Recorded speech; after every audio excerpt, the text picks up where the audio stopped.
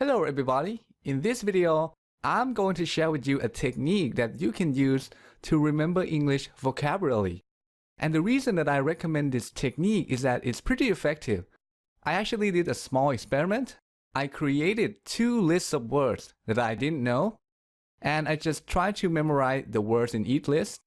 I did not use any technique to memorize the first list, it was just pure repetition. But for the second list, I used the technique that you're about to learn. The next day, I tried to recall the meanings of the words in both lists. For the first list, I was able to recall only 12%. But for the second list, I recalled as much as 50%. This is pretty impressive considering the fact that I spent only 1 minute memorizing each word. So let me explain the technique, and at the end of this video, I will give you a link to an exercise that you can do to practice this technique.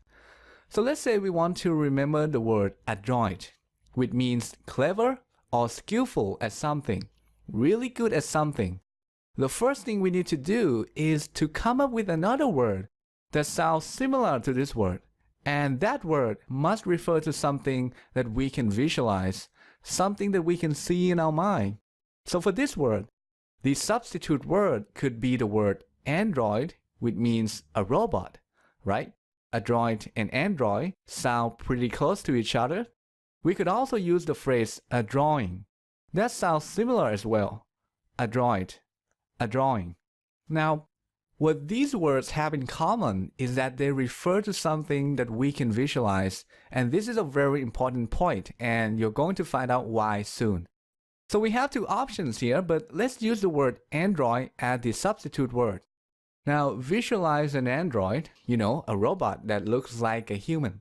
Next, we have to associate this image to the meaning of the word that we want to remember. And again, the meaning is skillful at something. That's the meaning. So perhaps we can imagine the android doing something that requires a lot of skill. Maybe you can imagine the android playing the guitar on stage. Maybe there's a competition going on and we can imagine other guitarists come up on stage and try to compete with the android. But everybody loses because the android is very good at playing the guitar. The android is adroit at playing the guitar. So what we're doing here is associate the pronunciation with the meaning through an image or a story. We're creating an association between them. So when you come across this word again, the pronunciation will remind you of the association and therefore the meaning of the word. Let's take a look at one more example.